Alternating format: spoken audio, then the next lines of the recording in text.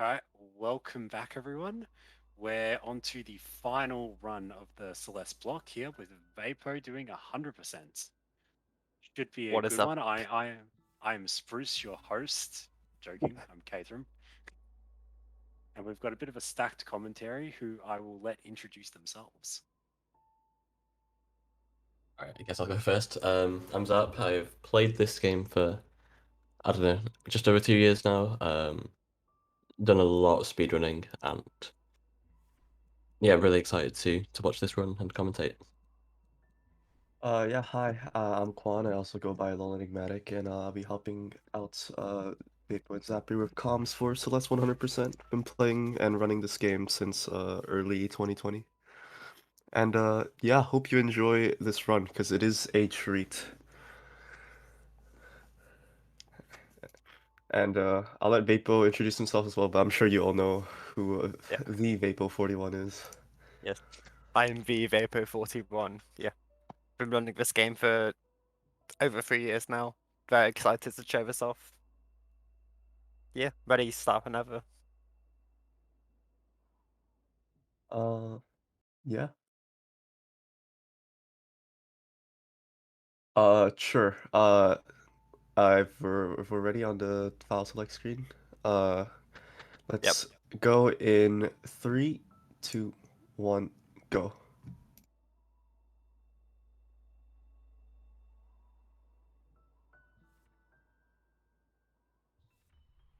All right, so Celeste.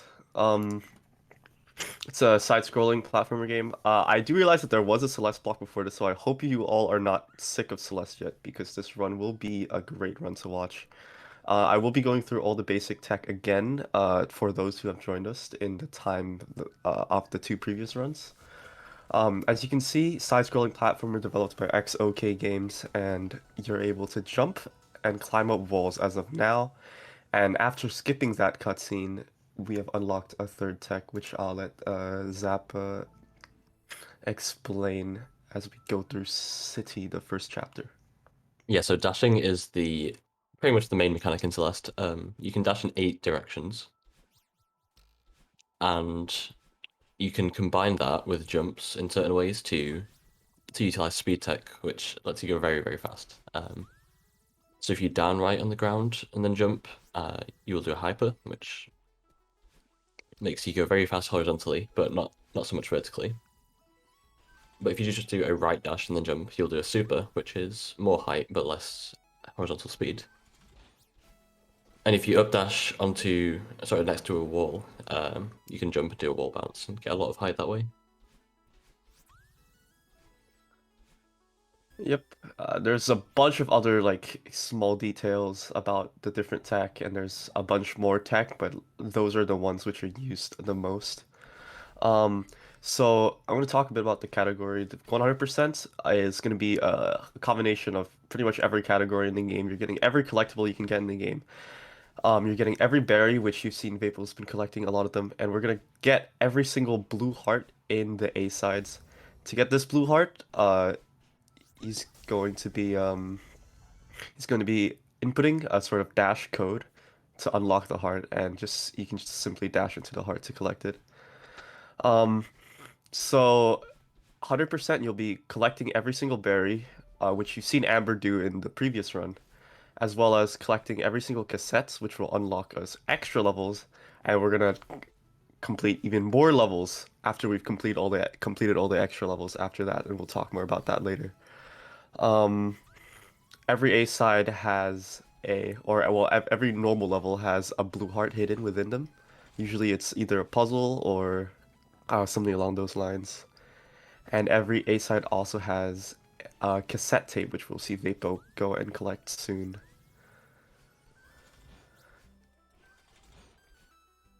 As you can see, the main gimmick of the very first level, level sort of has its own gimmicks. The first level is sort of teaching you the game, as well as teaching you like how momentum carries between the different moving blocks of the game.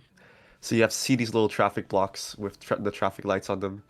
They move up, and whoop, you get the momentum from them moving to to use them in your platforming. Here's the cassette. We will very quickly see what that unlocks us soon. And Vapo's gonna return to map because that saves time in IGT. Um, and I'm not sure now. And real time as well. Yeah. Here we have a winged berry. A winged berry, you're essentially supposed to get it without dashing, because if you dash, it'll scare the berry away. It'll fly up to the top of the screen. But in speedruns, we do have ways of like bypassing that or making it to the berry just before it flies away, essentially. Yeah, So so silly, honestly. sorry. Yeah, running this game is essentially just learning strats for every room, which is going to be a combination of all the tech we've mentioned and some slightly more obscure tech, and just practicing a lot so you can do the same thing every time in every room and hopefully not mess up. But it's a very difficult game, so very easy to mess up in speedruns. Yeah, this category is an absolute behemoth, and it is quite a mental challenge to run this category to a high level. Because essentially the game is so hard, so you're probably going to make quite a bit of mistakes. So you just have to sort of like accept that and like play the best you can. This is the City B-side, which is Yeah. the harder version of the first chapter that we unlocked by getting the cassette. So a common theme with B-sides that you'll see is there's just no ground. So Yeah, there's not a lot of ground, a lot of spikes, and no berries, which is important to note because yeah, your routing is very centered on getting around berries, getting berries in A sides. So in B sides, you're pretty much just trying to get through the level as quick as possible. yeah, they tend to be more strat focused, Yes. rather than just. Well, this is getting to slightly high level stuff, but essentially the deal is with B-sides, a lot of the time you just don't want to die, because a death can lose significantly. Sorry, you don't want to mess up because a mistake can often cause a death, whereas in the A-sides you might just stumble a bit and lose a couple seconds. Yeah. But often if you mess up in a B-side, you'll die and lose 5 to 10 seconds or even more in the longer ones. So yeah, if you're playing full game, you might want to play a bit safer in the B-sides and just try not to die, even though that's usually pretty bad advice in Celeste, but B-side deaths are brutal in full game.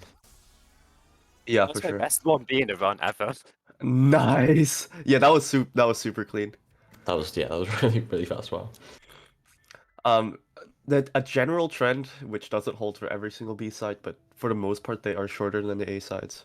But obviously, as Zap said, it's pretty tough to get through a B side without dying, and dying is gonna be a huge time loss.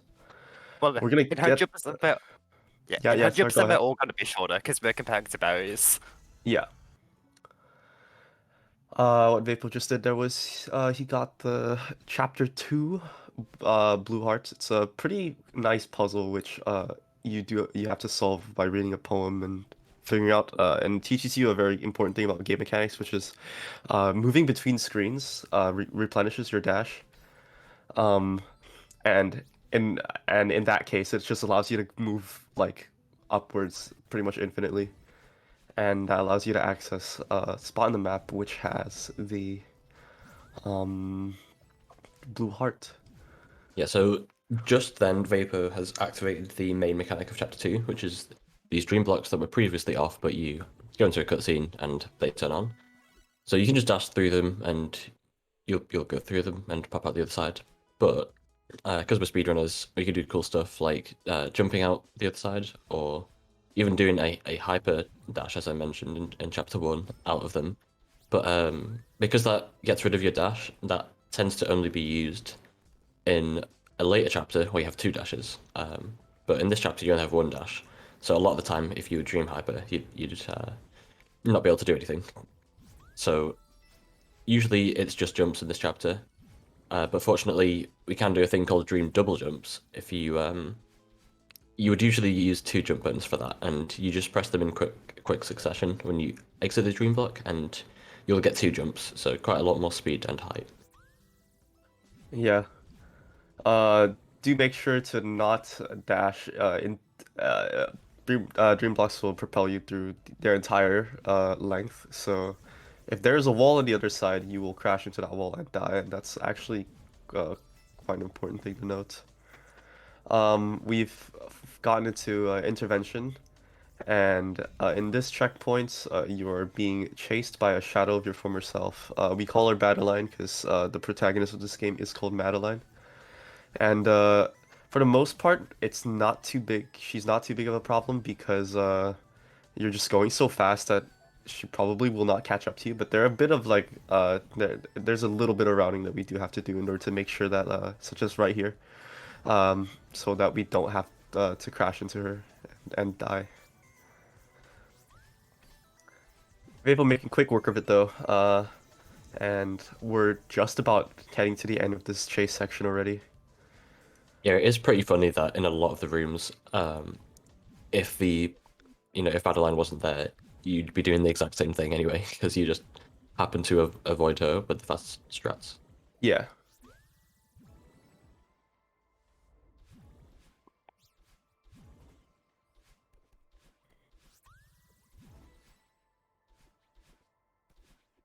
So we're approaching the awake section, which is when you sort of wake up from the stream. All the dream blocks are gone. So it's a very movement-based section because you can't die here. And there is just one berry that Vapo is going to get here. Another winged Very berry. interesting setup. Yeah, it's a goofy berry. It's a wing berry, but so we can't dash, but we can jump off the corner next to the spikes on the left there, which is pretty precise, but also not quite as Yeah. precise as it looks. Yeah, it's not too bad. It's not like pixel perfect or anything, but it's not easy for sure. Nice. Yeah, now the all-side B-side, which is actually a lot of people's favorite level, is very cool. Yeah, it's a pretty comfy sort of B-side to play. Once again, no ground, but you actually get taught dream jumps here, which Zap has mentioned at the start of chapter 2. And what's really cool about this game is that like they actually do teach you a lot of the like advanced speedrun tech, say, and they teach you it later on, so you start to be able to think like, oh, how can I incorporate this into my own gameplay? And in the later levels, the advanced tech are actually required. So yeah, a lot of the tech which you see here, not all of them, but a lot of them are actually very much intended by the devs uh, to allow for a very in-depth movement system. Yeah, of course, dream double jumps were not intended, and pretty much anywhere you jump out of a dream block in this level, not everywhere, but a lot of the time, you will do a double jump just for the extra speed and height. Yeah. A common theme, especially with modern Celeste, is that you try to you go for strats, and the strats are cool, and but for the most part, a lot of modern strats, compared to like older strats, they save like anything from like 1 to 2 seconds to just a couple frames. And so yeah, Celeste's at this point now where we're just trying to squeeze every single frame out of every level. And dream double jumps definitely help with that. It's not Nice quite at skip that here. point because, for full game you have to be reasonable, but Yeah, exactly. some of the ILs are getting a bit silly right now. Nicely done. And we're into I think resorts. 138. Yeah, this is a beast of a level. Anyone who's run all red berries Yes. tends to Yes. agree that getting all the berries in this chapter is really, really hard. There's a lot of tight cycles, tight strats, and hard movement and all the rest of it. It's a pretty long Yeah. chapter as well, so Yeah. Art berries is considered one of the hardest categories in the game, and playing playing 100%, you're essentially playing all red berries with the other hard part of the game. So, yeah, this category is just brutal. And yeah, resort's definitely one of the harder or probably the most or the second hardest level in the All Red Berries run for sure. Yeah, this what you do in 100% is actually barely different to what you would do in All Red Berries because you get the blue heart here in All Red Berries, so you only have to get the cassette, which isn't Yeah. super difficult. Yeah, it's not super out of the way. Well, it is kind of, but it's okay. Um, oh, I was gonna talk about something. I forgot. Sorry. Oh, resort. Yeah, there are these dust bunnies. These black things with red outlines. They're the main hazard of this level. And as you can see, in almost in every room, they're moving on cycle. So essentially, our strats are gonna be routed around trying to catch the fastest possible cycle and not dying to these dust bunnies. Um, what does happen, which is Vapo's gonna do right there, is if you die, um, when you respawn in the level, you have this little respawn animation, and but when you respawn before you actually spawn in, the dust bunny's already moving. So when you die, you're actually on a different cycle. Um, so Resort's one of those levels which you actually have to memorize like two strats for each room almost. Not all the time, but uh, due to the difference in cycles, it's usually beneficial to know a death strat if you happen to die in a room with cycles. Yeah, sometimes people will have not learned a death trap for a room, which will require you to either, I don't know, improvise or take a slower, sorry, by re-entering the room to reset the cycle, which tends to lose a lot of time. So it's worth putting in a little bit of time just to know the death cycles. And yeah, a thing regarding cycles is that a lot of players, either when they're playing casually or they're starting to speedrun, really, really hate cycles. Because they're hard. It's pretty hard to learn all the cycles, so there's a lot of them. And they can be annoying. But once you've learned them all, I think they tend not to be too bad because it's just the movement that you do through the room, Yeah, and you basically just don't think about the cycle. You just do the movement that you would do. yeah, exactly. Resort's definitely one of the first chapters which like sort of forces you to start memorizing like specific strats for each room instead of just going through it as fast as possible because of the cycles essentially. And it's a good test of your consistency and your movement because messing up just one little bit of a strat can put you off the cycle and kill you. There's the blue heart of resorts. We do get that, but we're gonna save and quit here, and suddenly we are at the top of the room which Vapo was in just now. Um, uh, Honestly, I suck at explaining this, so if Zap can explain that little tidbit there, would be sick. Yeah, so in the room with the blue heart, you expect to just grab it and then exit the room, but we actually don't grab the heart. We exit the room, but then come back in through the way you just came out, which the devs did not expect. Then you grab the blue heart and then save and quit. And if you save and quit, it counts as a death in the game. And because there's you're not expected to die where the blue heart is, you will be teleported to the closest sort of respawn point, which is in the room above. So that saves about 10 seconds, maybe 15. Yeah, and it works as you enter the room at a different points that is closer to the respawn point at the top. And yeah, it saves quite a bit of time, but only in all red berries and all hearts, because it saves you from having to go back to the middle room, which Vapo's in right now, and then going up. Um, but in any percent, you just take a different route where you just essentially take a different path, which saves more time than that path just now. Yeah, You it's see just a lot of new 80% butters like think it's fast. Yeah, it is a neat little trick, but unfortunately, it doesn't save time in any percent. yeah, you have to sort of backtrack for the heart, which is just too slow. 80%. It's Yeah. slow by about 8 seconds.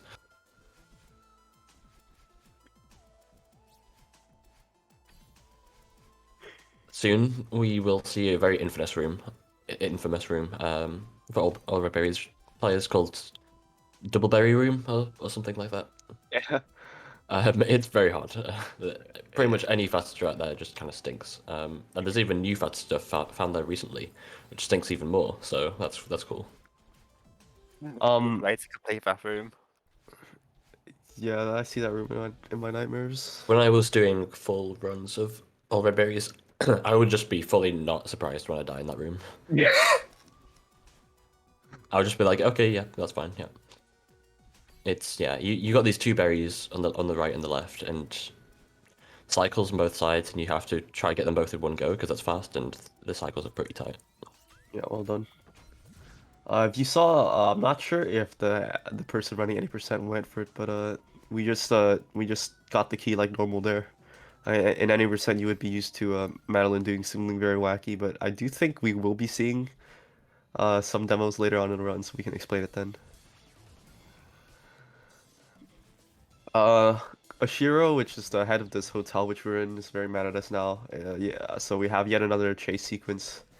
A bit different from before, but essentially we're just trying to not to get in his way. And for the most part, he's not too much of a nuisance. But the berries in Presidential Suite, which is this checkpoint, are not easy. Um, and some of them have fairly tight strats. And Yeah. that's probably our main concern.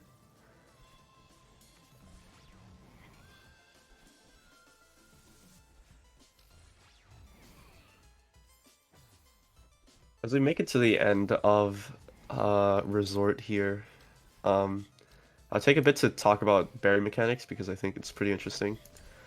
But essentially how it works is that uh, in order to collect a berry, as you can see, Vapo doesn't immediately get the berry when he picks it up. It sort of follows him until he essentially he needs to be what is considered safe ground for at least 9 frames. And once you're on safe ground for 9 frames, you'll collect the berry. There's also there are a few more implications as to when you have multiple berries. It would take longer to actually collect the berry as compared to when you have one berry. Um, but yeah, that's why Vapo doesn't immediately get the berries when Oh, he I did picks not them mean up. to go to Ridge there. Whoops, whatever. Oh, we're playing Ridge. Yeah, no problem. Just return to map at Cliff Face, obviously. True. Yeah, Clearly. the beauty of 100% is that essentially you just have to complete like the set of objectives, right? So the routing is actually very free. Obviously, most sane people will either complete all the A sides and then complete all the B sides. Vapo has decided to do A B A B A B alternating. But yeah, there's some wacky routes for 100% out there. One which I've run before and one which was developed by Vapo actually. Um, Maybe I saw the paste bin sitting around somewhere, but yeah, there's some very wacky routing options available if you want to spice up your wonderful 100% run. Yeah, because Farewell's often considered the hardest part of the run. There's a route which just rushes Farewell, and anything that you can skip and do later, Yeah. you will skip just to get to Farewell as quick as possible, which is quite interesting. Yeah. What we just saw there was a seated bear. We've seen another one earlier in the run, but we didn't talk about it. Seated berries, essentially, you're supposed to collect all the seeds without touching the ground. And then all the seeds will form a berry, which you can pick up. Um, there are some cool tech which we can do with how the seeded berries work. Essentially, the you lose the seeded if you're on the ground for too long. I believe it's 9 frames on the ground for the seeds to reset. And they also reset immediately if you move upwards from a surface while carrying them. But if you simply brush past the surface without actually moving upwards or spending longer than 9 frames, then you can actually regain your dash while still keeping the seated. That's what Vapo did there for that room just now. Uh, Main mechanic of Golden Ridge, there's actually quite a few. There's these moving blocks which sometimes you can control. Vapo's gonna skip that one right there. Very nicely done. There are these bubbles which essentially act as an extra dash. They also refresh your dash. And then there's also the wind, which you probably saw earlier on in this chapter, which can be very annoying, but essentially dashing negates the wind. So we're gonna be seeing Vapo zooming through these super windy rooms that are blowing against him soon. Yeah, there's also clouds and Oh yeah. interestingly snowballs, but only in 3 rooms. Which when you're playing casually, it feels like years that you have to run from snowballs or dodge them. But it's only 3 rooms with snowballs, which is quite interesting. Sort of Nice. towards the end of the level. Yeah. Nice. Which Super Mario Bros. Was it? 2 or 3? Nice Super Mario Bros. 3 reference there from the devs, where if you crouch on that white block, you get to walk in the background, and that's how you're supposed to get the blue heart in Golden Ridge. Wait, sorry, my bad. It's 4 rooms with snowballs, not 3. My mistake. Yeah, no. Huge difference, I know.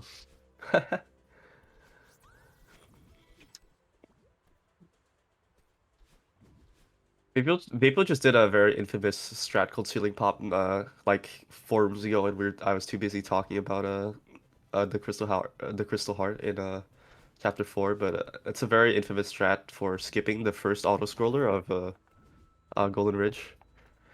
Um, and yeah, it's a very neat strat which has a setup for what is otherwise a very precise tech that usually only the TAS uses. Um, but we found a human setup for it, and we can do it now fairly consistently. Um, to get that barrier and also skip the first auto scroller. It sucks, but it saves 6 seconds, Yeah, so kind of have to. nice little ultra there to skip having to get that little coin on the top.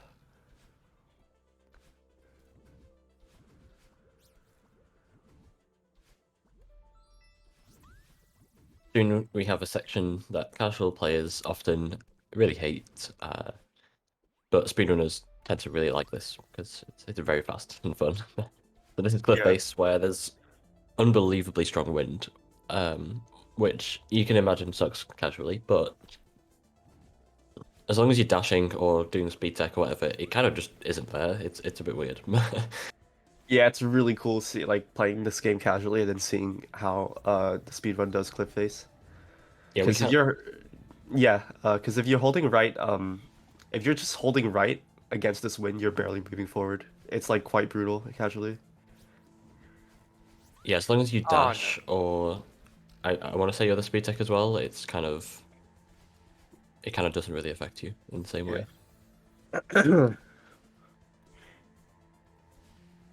Yeah, this room is really hard, casually and to speedrun.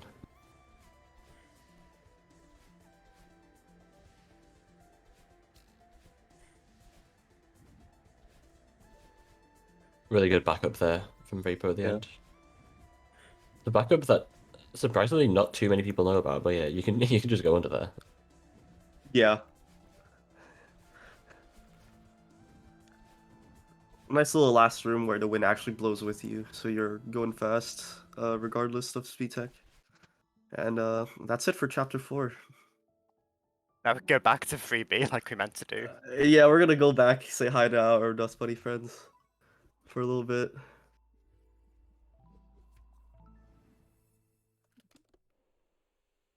Chapter 3 B-side is actually incredibly short compared to its counterpart, the A-side. But yeah, as you would imagine, very, very cycle heavy, as you can see already. And Ah, gonna and re-enter. yeah, not like and yeah, the what we've talked about with depth strats and cycles and stuff goes twofold in this chapter.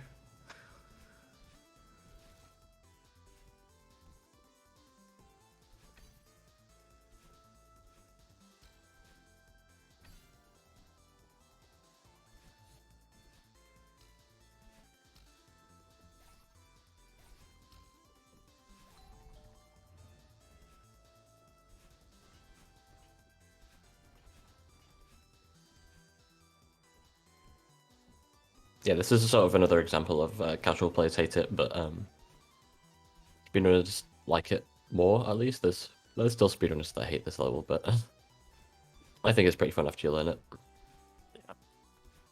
This is a level which could like hugely vary in difficulty depending on like what level of strats you choose to use. Yeah.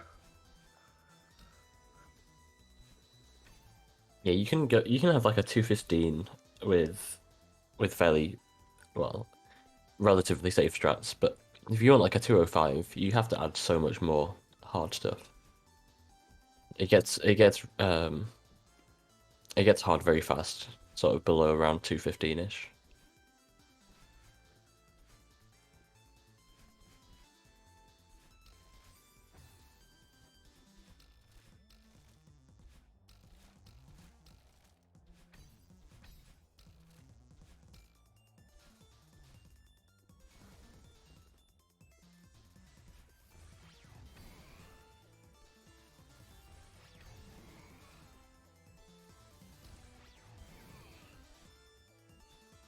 Shiro makes a grand return in the last checkpoint. Yeah, there's some funny stuff. Actually, does anyone do the Shiro bop in like the first room anymore? Or Still a thing. In rooftop, yeah, yeah, that is fast. okay, It's just annoying. yeah. And we're into the last room. We haven't talked about this actually, but yeah, at the end of every B side, and also in every cassette room, there are these musical blocks which move to the disappear and appear to the beat of the music.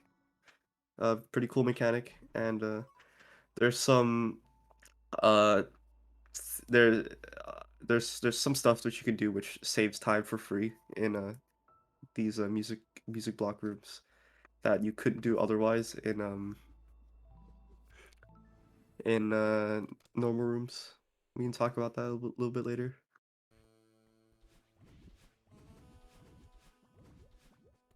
Here we have Ridge B-side. Yeah, mostly just Ridge. More cycles, there are a few more cycle-based rooms. A few more puzzly sort of rooms. But yeah, just sort of a chill sort of platforming A lot of very kind of long, level. very long auto scrollers. So That there are like essentially just no way to skip, unfortunately. So you just sort of yeah, have to ride it out. yeah. And if you die at the end of one of these, you can say goodbye to 20 seconds. Yeah. Fortunately, the rooms are not incredibly difficult, so uh, those 20-second time losses can be few and far between, but they are still possible and they do happen. Couple stamina puzzles here and there.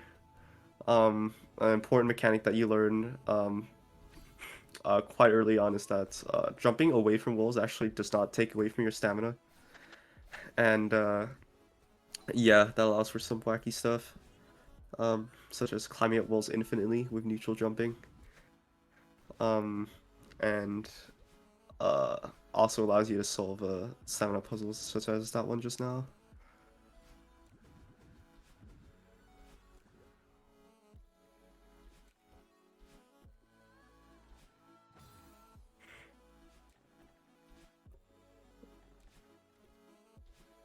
Shout outs to Leonard Rain for the Celeste soundtrack and also all the remixers for the B-sides. I think pretty much every single song in Celeste is a complete banger.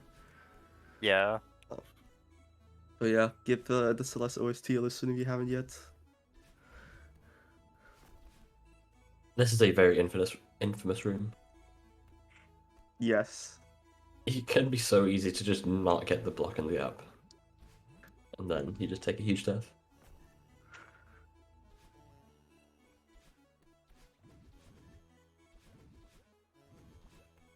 Yeah, let's do a 4B tournament, by the way, a few months ago now. Oh yeah, it did happen. Quite a few months ago, but yeah.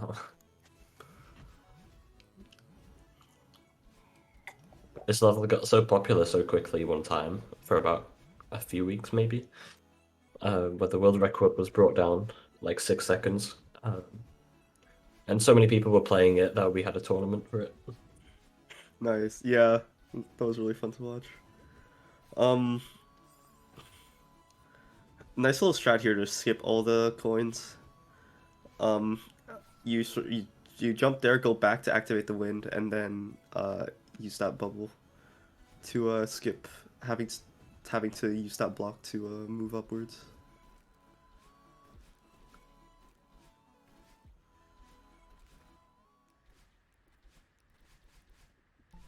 As you can see, Vapo dashed down 3 times there on that blue block, and that every dash actually saves a couple frames because every time you dash in this game, the in-game timer and everything else in the game actually freezes um, for a couple frames. But the only thing that doesn't freeze is the music blocks in that room because they have to stay on beat with the music. So dashing down actually freezes the in-game timer for 2 seconds with no cost. So um, yeah, it's just a couple frames you can squeeze out of each of those rooms, and it's very easy time save. Moving into Mirror Temple now.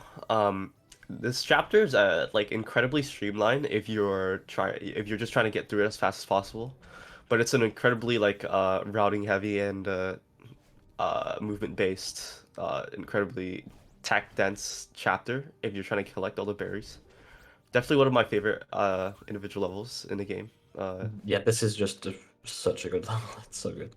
Yeah, and it's such a shame that you don't see a lot of these rooms in any percent because yeah, this level's just really cool, and yeah, we have the privilege to see it here in 100% as we are getting all the berries. Yeah, there's And very few rooms in this level, like, temple or red berries that I dislike. They're just pretty much always fun. yeah, it's so fun. This level's amazing. Um, as far as gimmicks go, we have these blocks which move when you dash. They move very fast, so you can get a lot of momentum from them. And there are also these bubbles which are similar to the bubbles which you've seen in Golden Ridge, but they travel infinitely in one direction until they either hit a wall or you cancel by dashing out of them. Important to note that you can also fast activate these bubbles, both the Golden Ridge ones and these ones, by pressing dash once you enter them. But yeah, finding all the berries in this level casually is not easy. There's berries just hidden all throughout this entire temple, which makes a lot of sense because in this chapter it's yeah, everything so far has been very linear, casually. But in this chapter, it leads into more of like an exploratory sort of level design, where you have to collect keys to open doors to progress, and the progression is not as linear.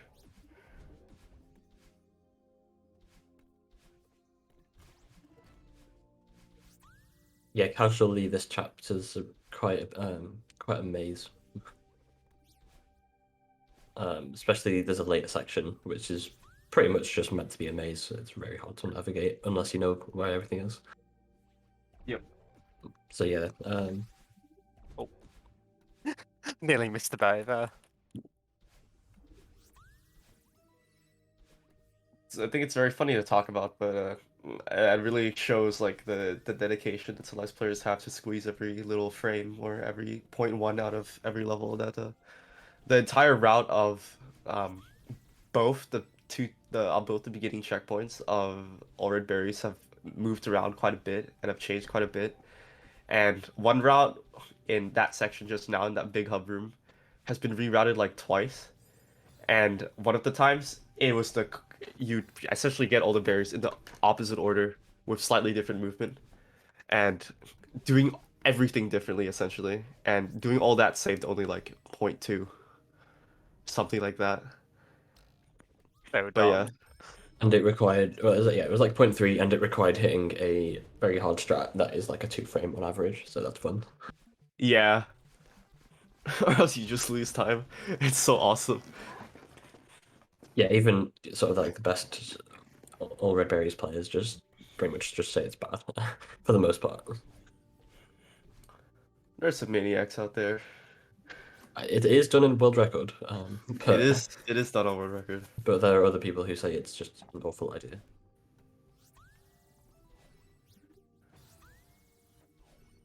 Is that the first demo dash we're on? Yeah, here we actually go through spikes. Yeah. Yeah, if Demo you wanna dash. if you wanna explain that very quickly. Yeah, so before the update 1.4 that came out April of 2021, you would be able to use Steam or other programs to bind down and dash to one button. And due to the way the priority works, when you dash, you would be crouched during your dash, so called a demo dash or a crouch dash. But then to sort of try and make the speedrun more accessible, they added crouch dash as like an in-game keybind you can add in 1.4, which is really nice. And Yeah, yeah, there's certain gaps in spikes that just work really well for dashing through them when you crouched.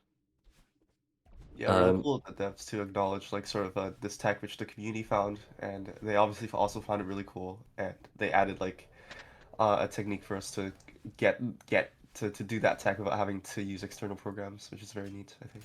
the flashy uses of the tech are obviously going through spikes, but they actually demo dashing actually saves way more time just using it everywhere because you can use it to sort of start a hyper from midair onto a bit of ground because the Yeah. hyper just requires that you're crouched, and you can do that with a horizontal demo dash. Nice little strat Vapo used a bit earlier to get that blue heart there. It's sub-pixel dependent, I believe. And I think I was on a bad pixel too. yeah, but you got it anyway, so yeah, very nice. Yeah. Shout out to Dylan Jameson for A lot of things. a lot of things. Yeah, he's done a lot. He found the demo dash, which is named after him, and also is the main developer of the speedrun tool, which we use to practice and time strats and all that cool stuff. We're now in a scarier version of Mirror Temple. Um, we get introduced to our friends, the Seekers, um, and effectively, on like a gameplay level, there is no RNG in Celeste. So the Seekers' movements are actually like fully predictable and are deterministic, but um, like logically, they can move in very unpredictable ways. But Yeah, if you if just you yeah, sorry, go on. yeah, sorry, if you move the same way every time in a room, then the Seekers should behave how you want them to. Yeah, if you sort of when they're just chilling there before they see you, they move slightly forwards and back. But as long as you're not super slow or super fast or whatever, as long as you do the strat how you usually do it, the Seeker will do what you want. But it's when you sort of mess up a little bit and you're in a situation that you've not exactly been in before. Obviously, the Seeker's going to do slightly different things, and then you don't really know what to expect, and you have to improvise. Yeah. So it's kind of pseudo random, but like not. It can feel random, but it's very much Yes, not. it's very deterministic, but yeah. Just a slight change in position of you or the Seeker can change its movements a lot. Vapo's gonna get one key here, as we're gonna need one key to unlock a block which hides a berry. Yeah, search is definitely one of the coolest checkpoints at this level, I think. Very movement heavy, as well as like very routing heavy. Um, I just love this section so much. It's yeah, really fun. it's really fun. Very movement focused. And we're gonna do a neat little trick here, which we don't see at 80% anymore, but there you go. Usually you're supposed to get more two keys to bring a bubble all the way past, but if you simply do a reverse super reverse hyper there, you can skip that. We do still have to get one key for that berry just now, but yeah, that's behind us now, and we're about to head into Theo. Theo's our friend who has gotten trapped inside a crystal, and um, we have to carry him to the end of the level. And for the most part, he can be a nuisance. As like casually, he definitely is a nuisance to carry because you can't dash while you're carrying him. Um, but due to the way that how speed is preserved when you dash, um, or when your dash is canceled rather, You can actually use him to gain a whole bunch of speed, as you can see Vapo is doing right now. Um, we can go a bit more into that later. I But mean, I can briefly explain it. It's not yeah, too sure, bad. go. So Yeah, go the for deal it. is that downright dashes will actually give you. So if you touch the ground during a downright dash, you get a 1.2 times speed boost, but only for as long as the dash, is occurring. As soon as you hyper. So if you jump out of the dash, or if the dash ends, you will lose all that speed. But if you have a bunch of speed already and you downright dash, you'll have more speed on the ground during the dash. But what's cool is that when you grab Theo during that, he will cancel the dash and you will keep all the speed. Yeah, really cool tech, and good job on a nice and clean Theo, by the way. That is easily like one of the hardest checkpoints in the All Red Berries I because think of it's the yeah, hardest checkpoint. yeah, and uh the whole reason is that a lot of the strats are reliant on you entering the room with momentum and then carrying on that momentum by dashing to Theo. So you have to be very consistent throughout the entire checkpoint, and also you cannot like leave and re-enter the rooms due to the fact that Theo's in the room already. Yeah, it's And like yeah, if you mess up, you lose like 5 seconds, something like that. So, or more. So yeah, it's very also punishing. the only checkpoint in the game pretty much where you have to use like a variety of advanced Theo tech. Yes. So, and Theo, it's just inputs that you don't do anywhere else in the game. A lot of weird interactions with grabbing and stuff. So, like hypering into Theo and then having to grab him, or doing a Theo re-grab, which is like you throw him and then dash and grab him again, and a bunch of other weird stuff. Yeah. But yeah, this is Temple B-side, where we just actually skip a lot of this checkpoint. um, via one big skip called Bump Strap, which you do a tiny jump when you enter the room above you. So a 1 frame or a 2 frame jump buffered into the transition. And you will fall back down into the previous room, and then there's not a set spawn point, so you just teleport to the right and skip a few rooms, so save like 20 seconds. Yeah, absolutely massive time save, and it used to be just only 2 frames to get that jump, but now with how pause buffering works, it was actually patched into the game with the latest update, and it allows for uh, things that are usually very precise to become a lot more lenient. We say hi to Theo again. Surprisingly, against like everything that we've seen so far, the Theo in the 5B is actually a lot easier than the Theo in 5A. Um, Yeah, there's only one Fear regrab, and it's actually fairly optional. You can just not do it and not lose that much time. yeah, Outside of that, there's just not too much going on.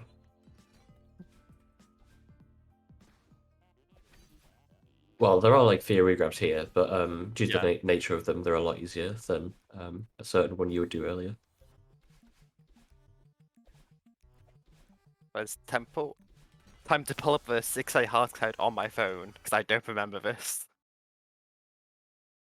amazing. You should just figure it out live on stream. Let's play. Reflect the hard code in your head. I don't even know the 1A hard code. I just know the inputs. Okay, I have it up. Fine.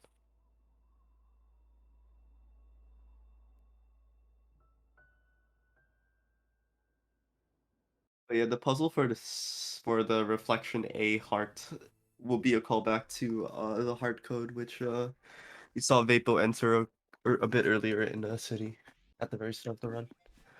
Reflection, there's quite a few mechanics that get added in this level.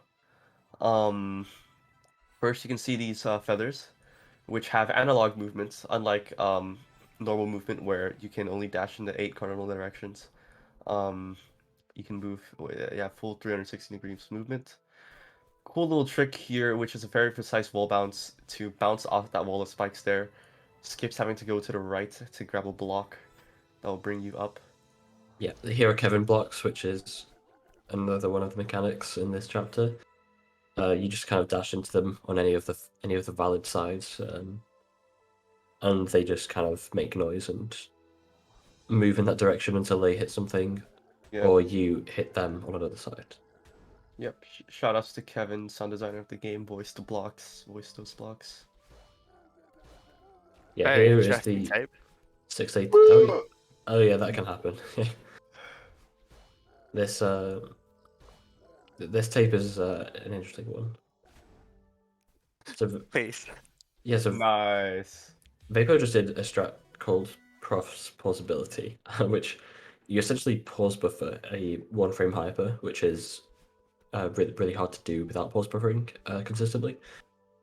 And you then keep a bunch of speed by bunny hopping, and then keep the speed to the end of the room pretty much. It saves Yeah. a lot of time over not doing anything. There's been fancy. many iterations of that strat to get the 6A cassette. Yeah, And that some are very, very, very hard, and some are more reasonable. Vapo's gonna be climbing up and entering all these codes, all these dash codes to unlock this heart here. And return to map there because it saves a lot of time both in real time and in game time to just load this checkpoint. So now we have 6A, or the Reflection A side, which is probably quite underappreciated by a lot of Celeste players because they kind of just go 6B because it's at 80% and it's faster, but 6A is a very cool level.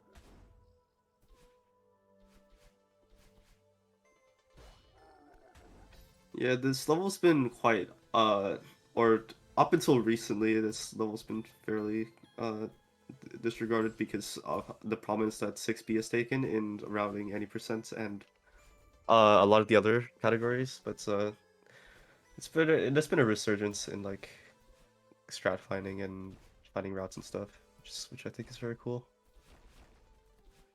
It's such a cool level. I want to run this again. I've not done so in a long time. Yeah, it's just because of how the routing works out. 6B is essentially better in every single category now, except the categories which 6A is required. Like the completion of 6A is required. So yeah, we don't see this level too much in full game, but Oh my god. Okay. nice.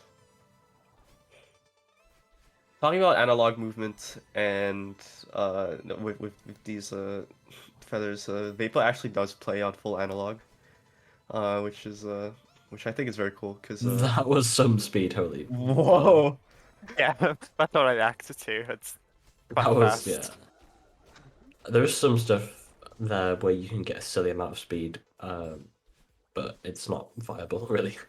Yeah. But that was really, really good. Marathon viable for me. Yeah, there's some stuff you can do involving goofy stuff like delayed ultras, but I'm not going to get into that. But Yeah. Quick little underwater section. Resort, not resort. Reflection was planned to be like sort of an underwater level, and then the devs realized the underwater levels suck, so they didn't do that. So thanks. Very cool. Nice little strat there called the Battling Boost.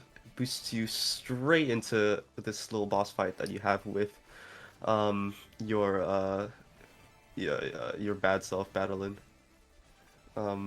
Yeah, very cool sort of boss fight sequence, very movement focused, and essentially just try to hug her until she gives up. Goes on for quite a while, but yeah, fun section.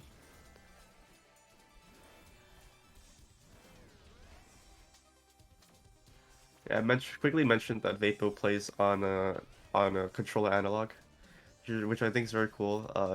I can only think of a handful of players who've played to Vapo's level with analog. But as far as control schemes go, Celeste is very there's a quite a wide variety of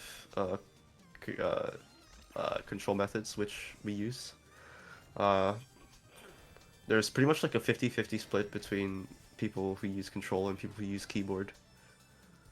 Um, and within the people who use controller, there's those who use D-pad, and those who use analog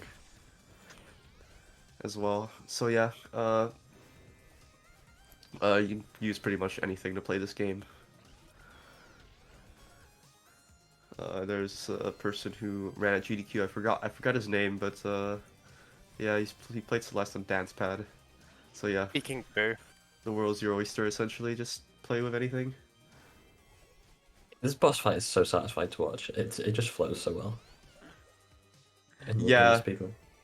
for sure.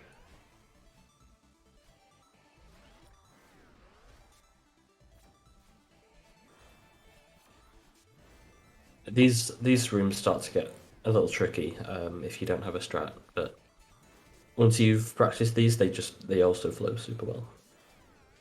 Yep. And Getting they- into a few longer rooms, but nothing like we'll see in the Reflection B side after this, which is one of the most brutal chapters in the game.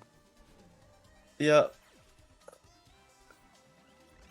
We will see Reflection B-side soon, and yeah, the Reflection B-side is infamous, and it was infamous for a reason. Free, easy for Vapo.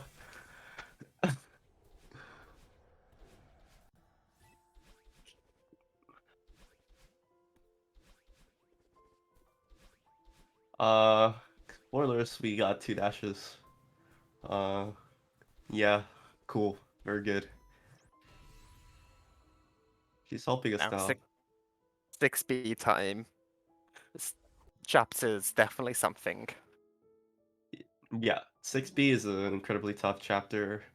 Um, it's because, as with many B-sides, dying in a lot of these rooms will cost you a lot, and I mean a lot of time. And these rooms just aren't easy.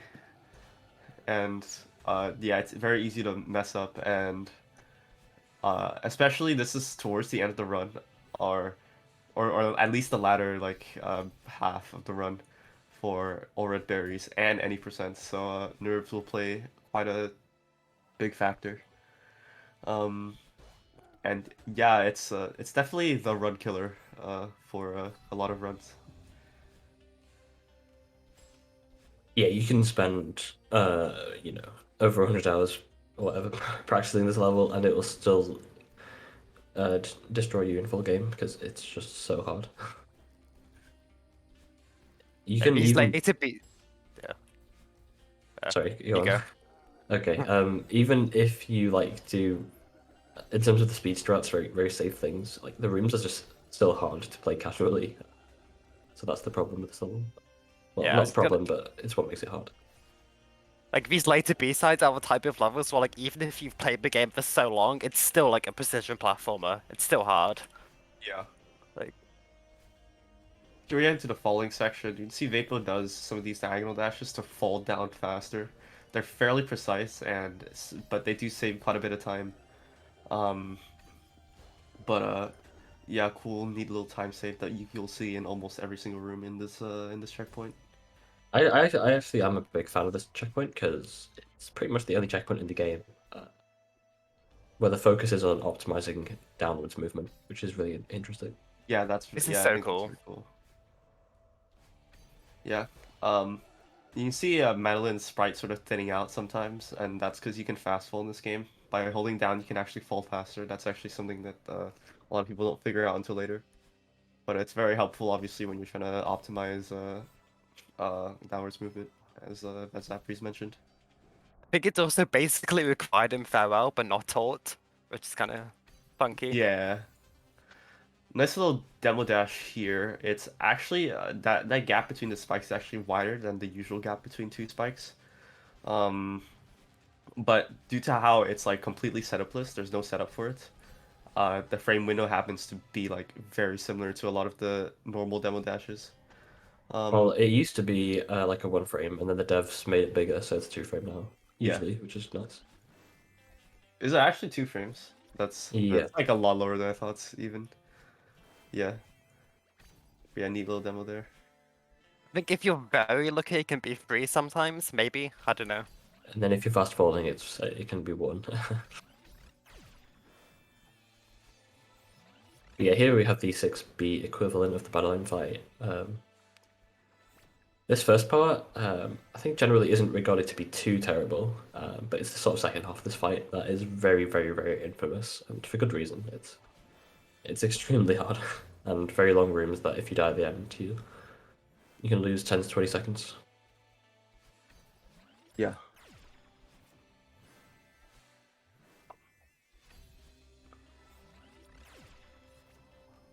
Especially this next room where I don't think Vapo's going to do anything too goofy, but you can do some really awful strats here that kill Yeah. runs all the time. Yeah. In an already hard level, people sometimes go for like incredibly difficult strats. Very cool speed.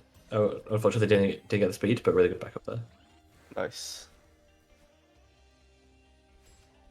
Yeah. We're heading into the final chapter now, and as you can see, like the B side's a lot shorter than the A side by a long shot, which is why it actually saves time to get the cassette. But yeah, a lot of people just opt to not do this B side because of its sheer difficulty and potential for time loss is so high. Yeah. My Yeah. any percent BB is 6A. Yeah. Yeah, so this saves about 20 seconds optimally in any percent, but you got to think about like average time save. If you're not fast enough and confident enough in this level that you think you'll save time on average, it's often not worth it. That for- being for said, that one. this 6B would have saved time over my any percent PB. I was It's a- really clean for it's a- marathon. It's a very, very clean Yeah. 6B. I'm a 6B advocate. As of many as maybe 6B more than others, but put enough time and practice into it, it becomes fun and good. And not completely horrendous.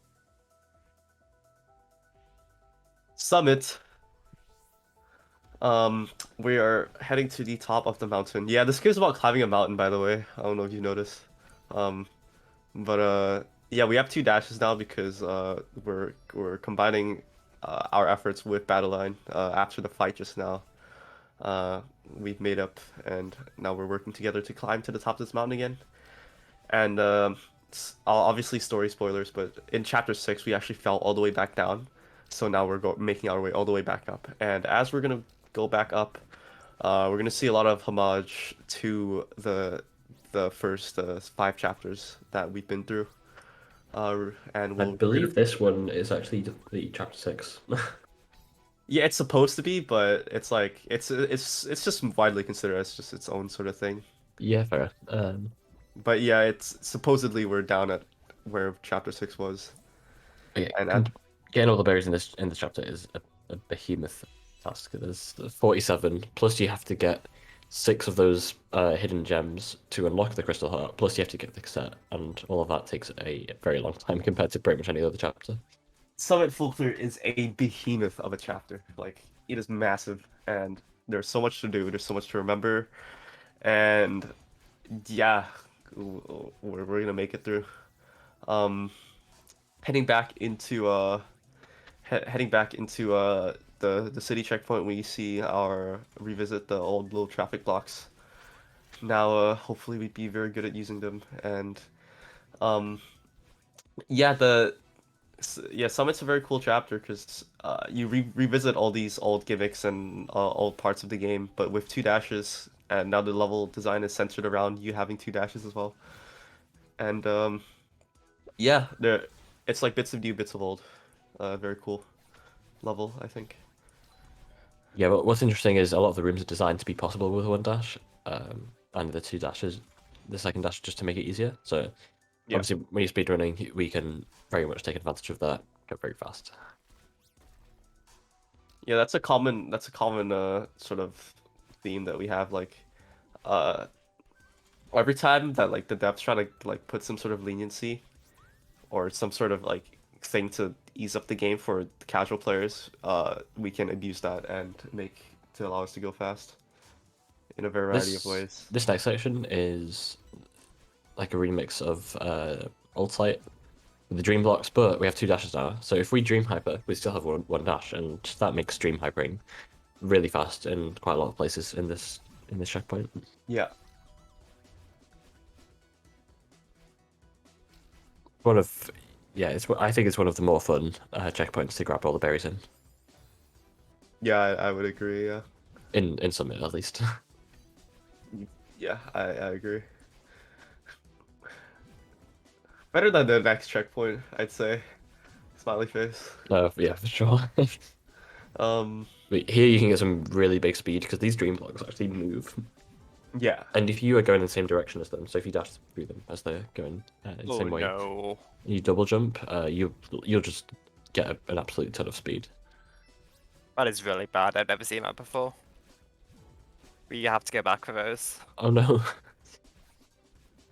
Yeah. Oh, that's unfortunate.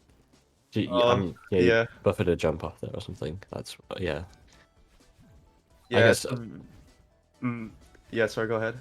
I just get scared at not collecting berries at anything after like old sight. But Yeah. that's certainly an uncommon death. So, but it Yeah. happens. But yeah, it All wouldn't good. take too long to load back in and get them. Yep.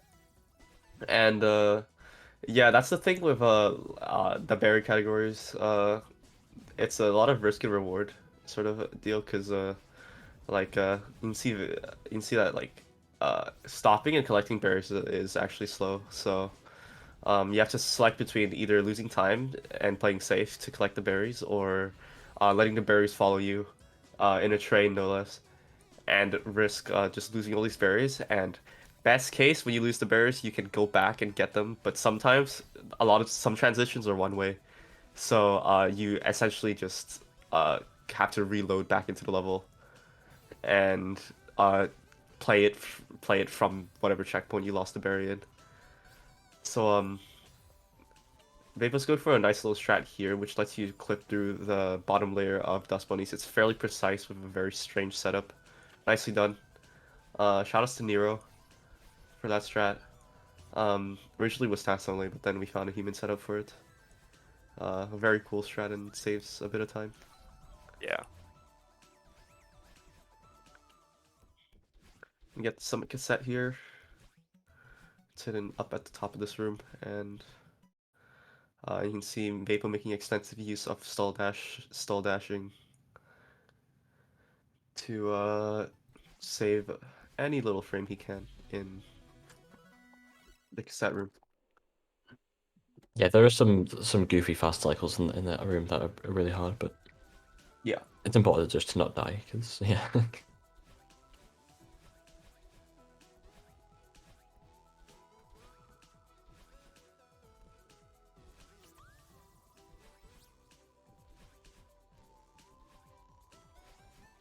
Oh no.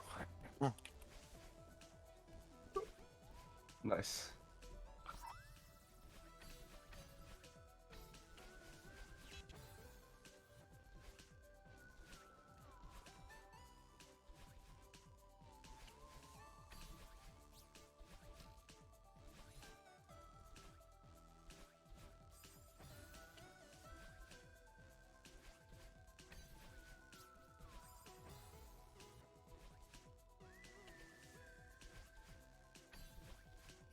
Nice use of the screen transition there to sort of back up the mistake by getting the dash back.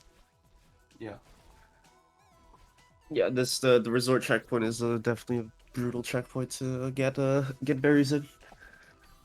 Incredibly hard rooms, and yeah, they just stay hard. They're just difficult.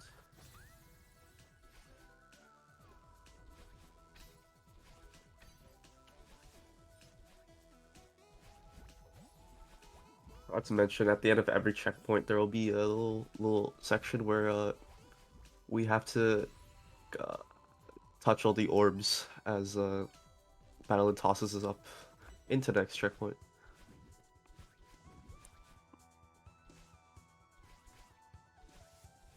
That's just a quick little detour here to get the gem for 2K. We don't see this section of the map very often.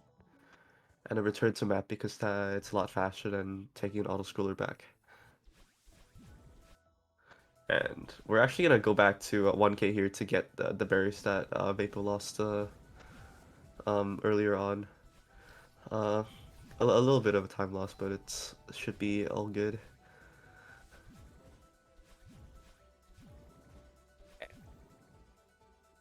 Back to regularly scheduled summit. Nice.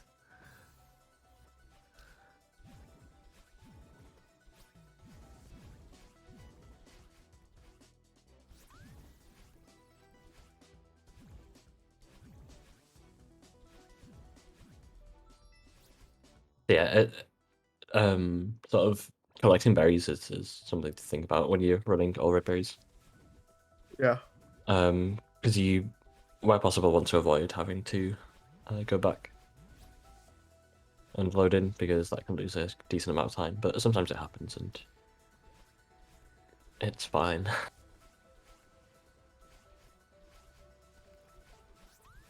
Couple long rooms here. Next room, it's called Auto Scroller Skip or AS for short. We skip pretty much any block there except a little bit of the last one, saving maybe 4 seconds over. Yeah. I'm not actually sure how much it saves, but quite a lot. But fortunately, it can be very consistent with using setup and like visual cues and things like that. Yeah. Nice little precise double wall jump there off the second one off that wall of spikes. And we're going to use that tech, which I mentioned back in Ridge, where we can graze past platforms to regain our dash without losing the seated. Very nicely done.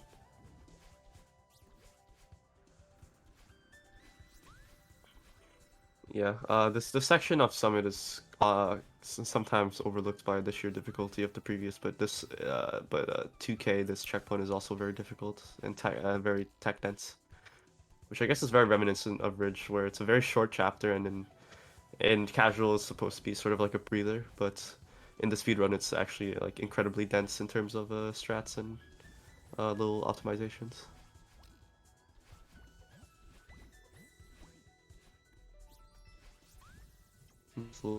And we are off to the temple section.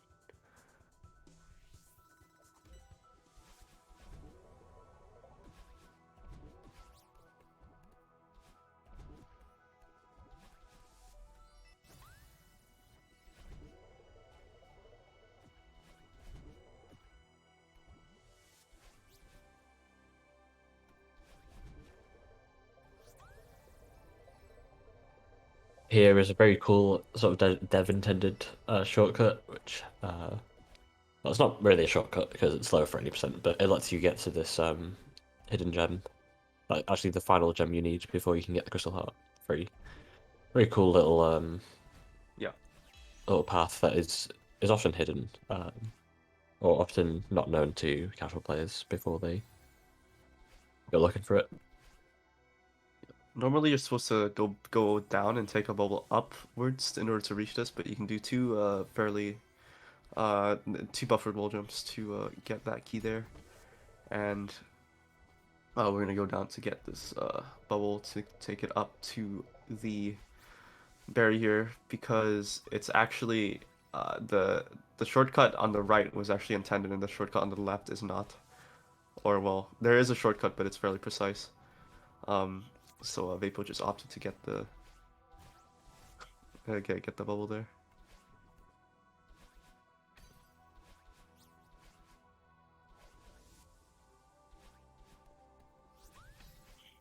Fun little skip where we go sneak beneath these doors. It used to be very precise before double dashes were discovered, but once double dashes were discovered, it's very lenient and saves a little bit of time. Around a second, yeah. Yeah.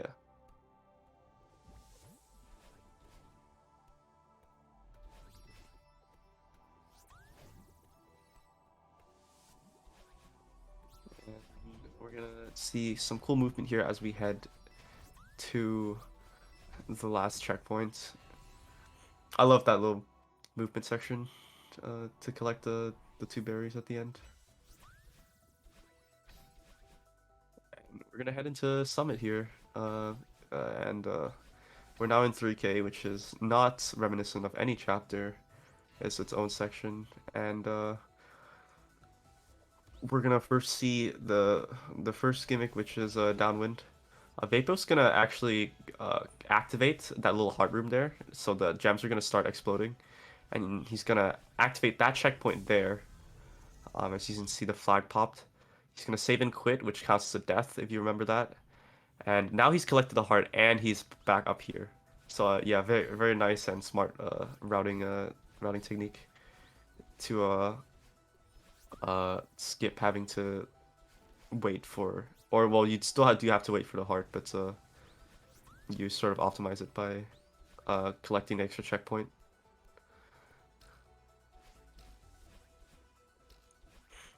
And yeah, this little section we call downdraft. The wind blows down. Nice strat there. Buffered jump off the spikes because the wind pushes you down into the spike. If you buffer the jump right there, you essentially just jump off the spike, and it's only possible with downwind. Very nicely done. And getting out of downwind, we head straight into upwind, or updraft. And updraft, obviously, as you would imagine, is very floaty, very reminiscent of like a water level, if you will. A lot of players don't like this checkpoint because Yeah. because it's so floaty. It's like any sort of difference in your inputs with how long you hold jump for or whatever will result in a lot more time lost than usual, and it can Yeah. be really really annoying to optimize. Yeah, it's a fun trend which I see where like casually you tend to like upwind more, and then once you start speedrunning, you slowly gravitate towards liking downwind more, because in downwind you're like fast because you're getting pushed down onto the floor essentially all the time, so you get a lot of opportunities to use your speed strats and stuff. In upwind, you just sort of have to accept the fact that you're very floaty and it's slow.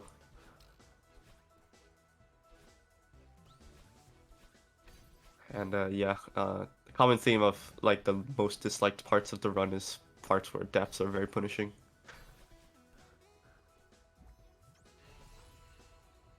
But we're done now. Oh wait, not yet. Last room of upwind. And we are now into no draft. And there's gonna be one more berry to collect in Summit. And with this berry, we will have 170.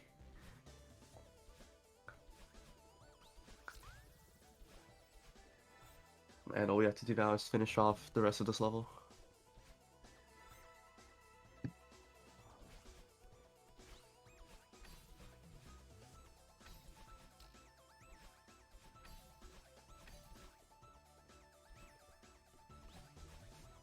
The infamous flag one has killed many any percent. Yep. Yeah, it's like actually like pretty hard to die here casually, but it's very easy to die here because of how like the tight the movement is if you want to fully optimize this flag. 724 Summit, no way. No way. Okay. Climb for 7B. Also a level. It is A level. One of the levels in the game. This is A level in the video game. I do not know much about this level, honestly, so I'm just gonna watch. But yeah.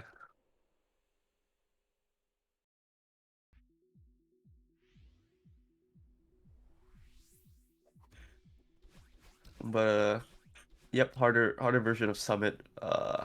Same structure as Summit, but obviously the level designs are more B-sidey, i.e. no floor and more spikes and more precise platforming. But yeah, there's some pretty cool, neat little tricks to skip certain bits, which we don't see very often. But I know some people Yeah. don't like this, but I think it's one of the best levels in the game. It's really fun for me. yeah, it's a really cool level for sure. I played this a lot. Maybe I don't know, 6 months ago, Yeah. like 7 months ago.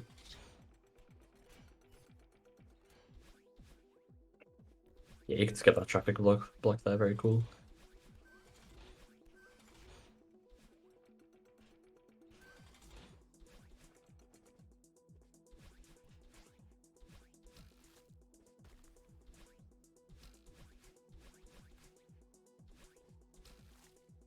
Just go under all those ice blocks. And it's much easier and faster than using them.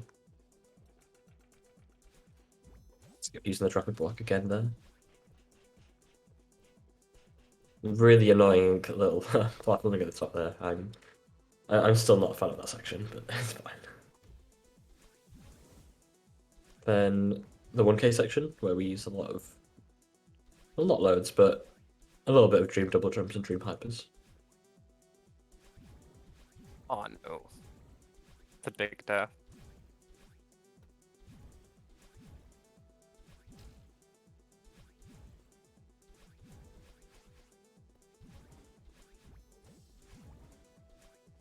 And then yeah, it's a common theme that the last rooms of each checkpoint get longer and longer. Oh no, the dash into spikes, yeah, that's unfortunate.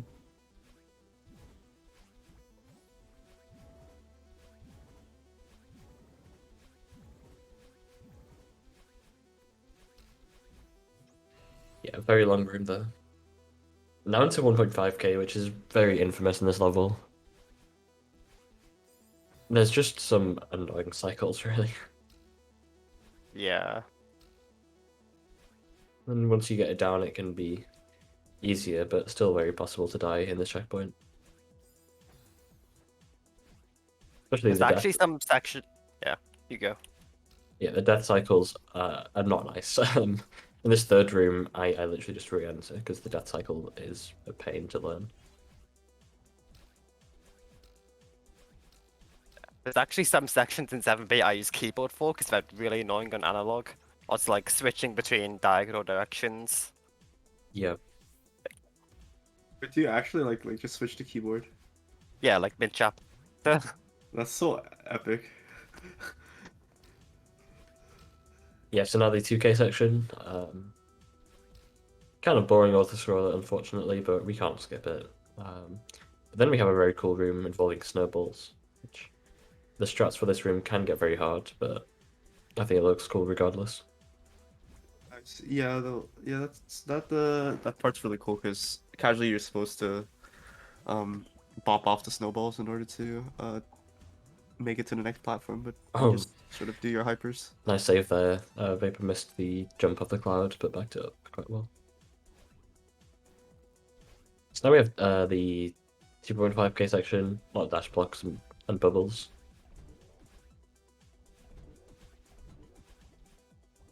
Again, there's some goofy strats in this checkpoint at a high level of play, but obviously a good amount of them are not super viable for full game.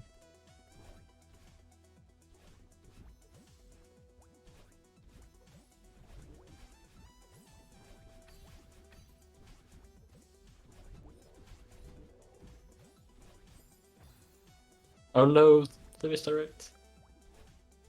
Unfortunate.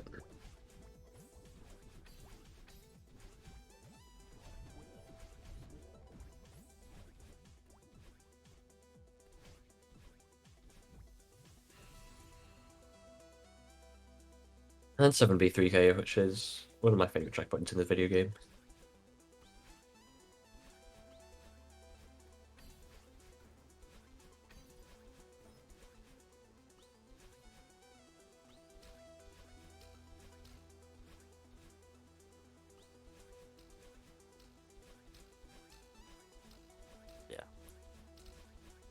So 7B also has the like down draft, up draft, no draft structure. Yep. It's very similar. Yeah. It actually doesn't have the sort of intro that is no draft that the A side has. Just straight into downdraft, and also there's fewer flags, so there's 20 instead of 30. And indeed, the world record is about 16 seconds faster for this segment.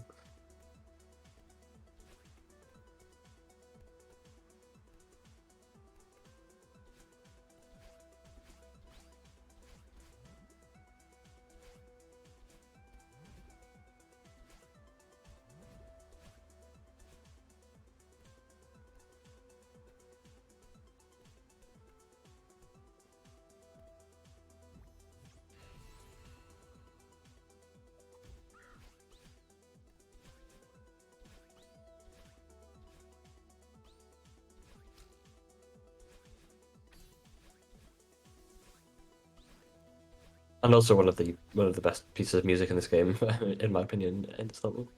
Yeah, 7B's a banger. I think the best one is easily in Chapter 9, Farewell near the end, but Yeah. that's quite a ubiquitous take.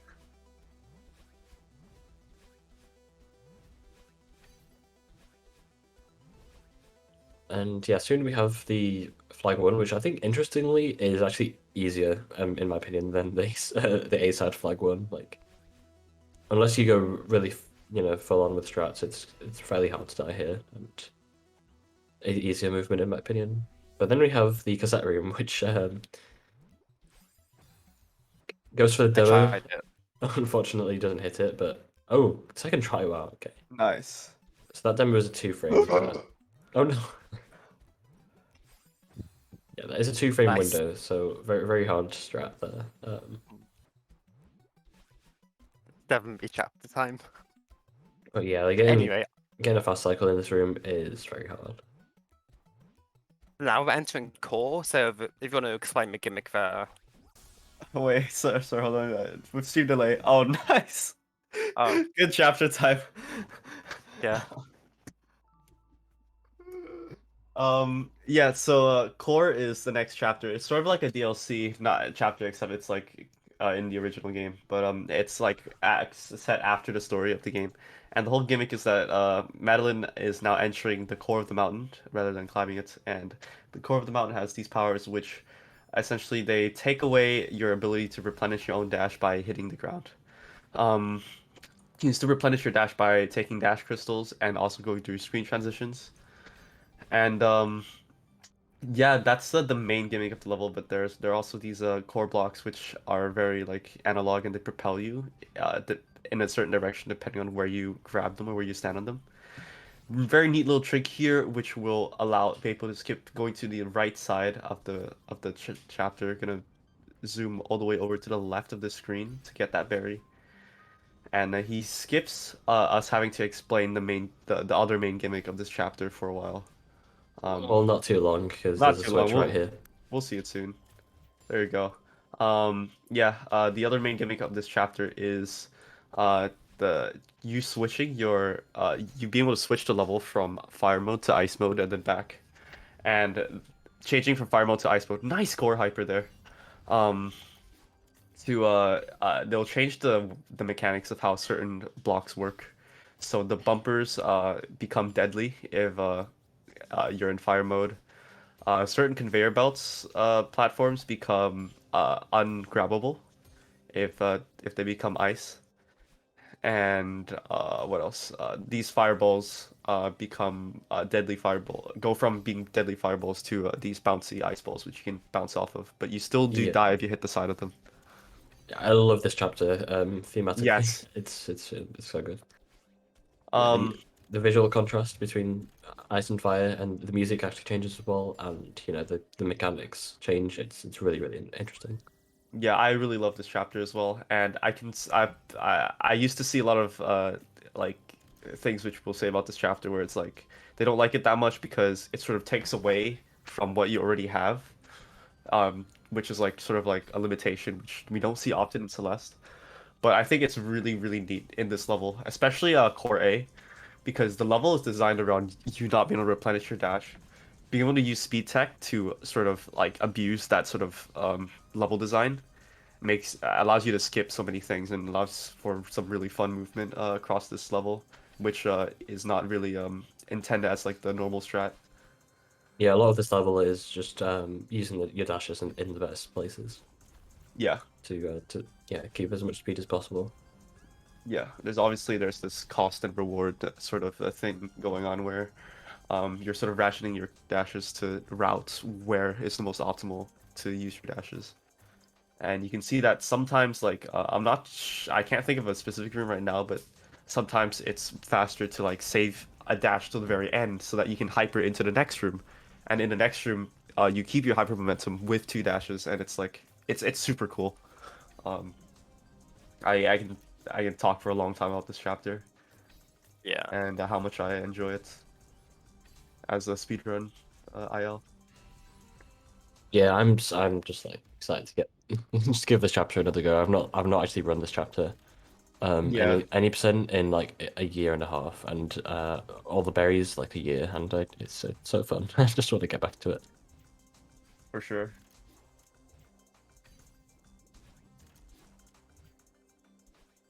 I've like barely been playing Celeste recently, but I'm sure at some point I will want to get back into it and have a little fun. I've just been on the Dark Souls grind. I'm really enjoying that. Yeah. Here is the first feather in core, which is really interesting because the first and only feather in core. Yeah. We didn't really expect to see feather in core, but there you go. There's not even one in the B side or the C side, so that's quite interesting. You But- need a little cassette room which you can just hyper all the way through. But if you play the D side, which is a modded map, there's a lot of feathers in that. Celeste has a very vibrant modding community. We have a lot of custom maps being made for the game. And like the level editor and the level mechanics and everything is all a community made. And yeah, the whole I mean, the whole thing is very community driven. I think it's very cool. Yeah. Heading into core B side. For this chapter, I don't know if you've noticed in the previous chapter, but there are these hard gates which which do not allow you to enter the chapter until you've collected a certain amount of hearts. So in Core B's case, you can only access Core B once you've completed all the A sides and all the B sides, I think. You need every single heart that you can Yeah. get before this point. So yeah, pretty much. Yeah. And yeah, Core B is a very difficult chapter. I find it fairly fun as a speed level. But yeah, very punishing and very yeah, just a difficult level to run in general. But yeah, there's some cool strats which can skip quite a fair bit of certain rooms, and yeah, we don't get to see this level very often at all. And nice little double dash there. There's there I can think of two double dashes in this level, and both of them are actually fairly lenient, considering that you have the right setup. And that's a common theme across most like very flashy double dashes, across the run. And they have very good setups, and the frame window ends up being not very not being too bad. There you can see Vapo using the thing which I mentioned before, where you save the dash to the very end of the room, and then you can hyper into the next room while keeping two dashes. Another demo dash there, which has a setup very lenient.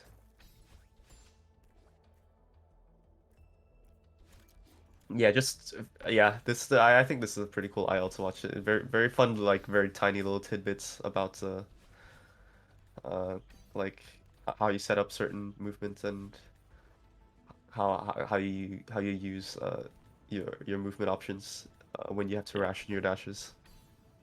This is the most recent level I ran. Like, I relearned it a few days ago, so Yeah. I've some updated strats here.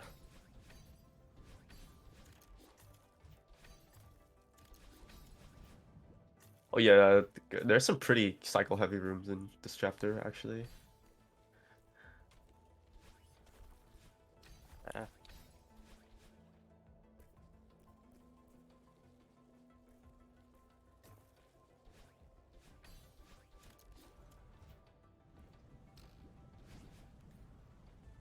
I think this this B-side track's also one of the more overlooked tracks. I really like this track. One of my favorite B-side remixes.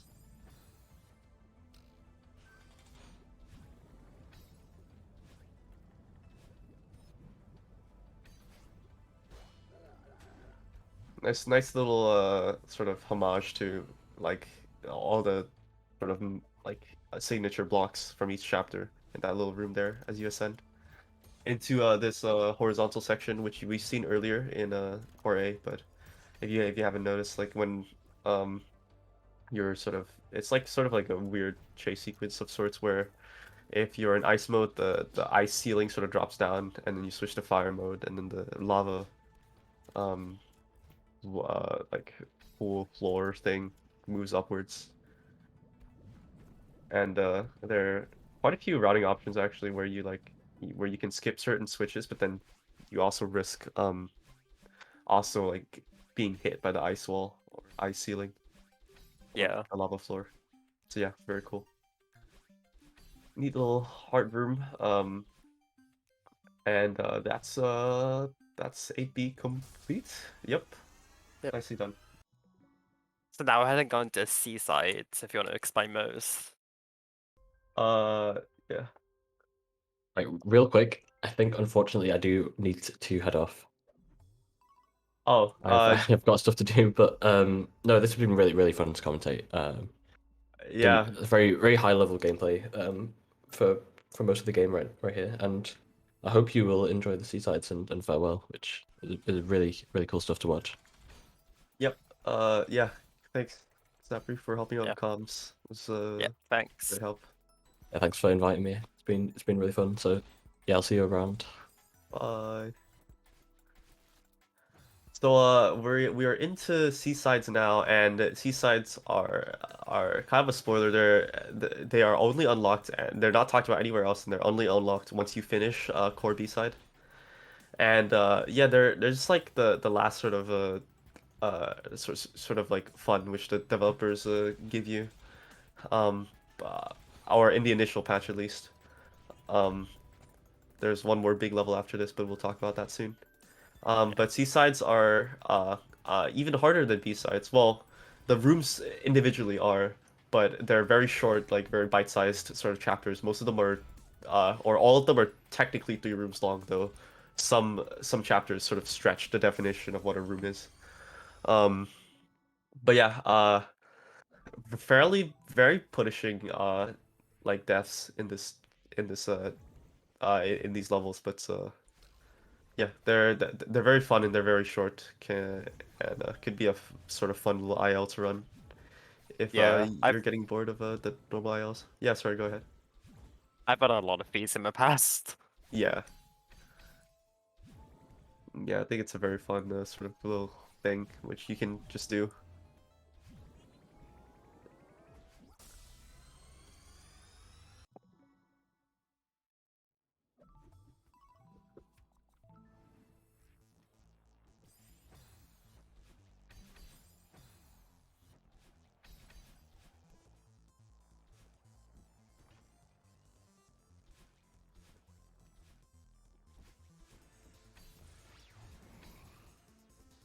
Most of these early Seasides aren't too bad.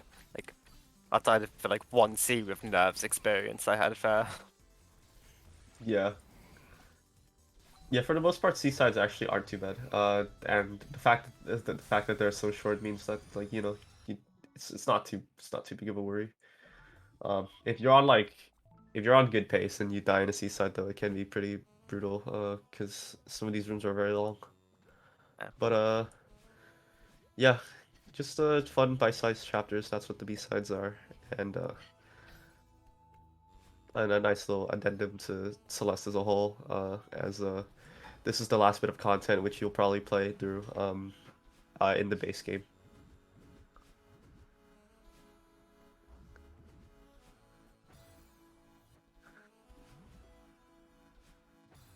Due to the nature of these levels and how short they are, strats can get pretty ridiculous in like the top level ILs. Obviously, in full game, you're playing this after like an hour and a half of playing Celeste, so you probably want to take it safe. But if you want to check out some of the B-side ILs, they're pretty ridiculous and very fun to watch.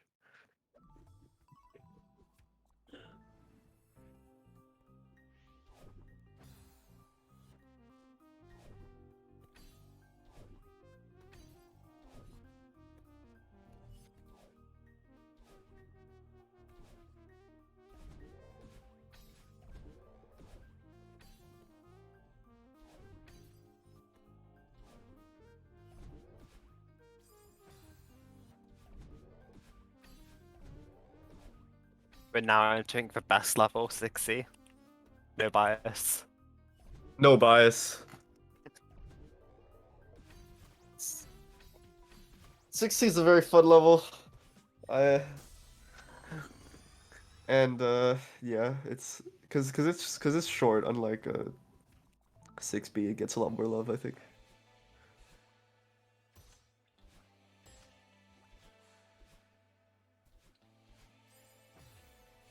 There's this little room in the middle which is actually requires fairly precise analog movement, which can be fairly difficult for keyboard players. But once you're used to it, it's fine. And we have the last room of 60 where we can do some wacky stuff with the Kevin block here. This is not the intended like route for this. And then you're gonna do a nice ultra there. Oh, close one.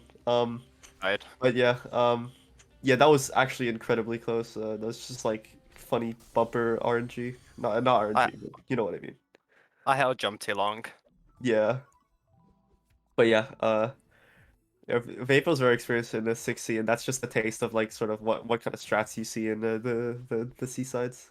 It's very fun to watch and to run even. And we're gonna head into Summit, Seaside, and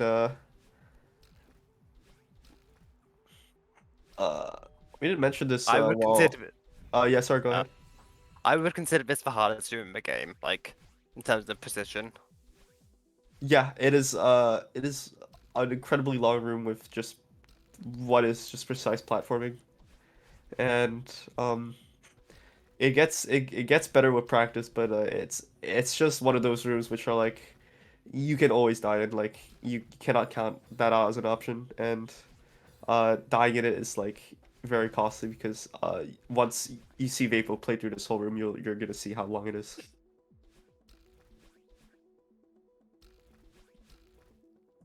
But yeah, this room took me quite a long time casually. Yeah. It just keeps going. Could have been worse.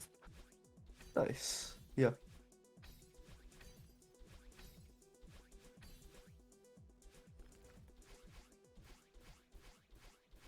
Say hi to Granny, and we are off into 8C, and similar to 8B, you needed to complete pretty much the entire game up until this point, as you can see by this behemoth of a heart gate.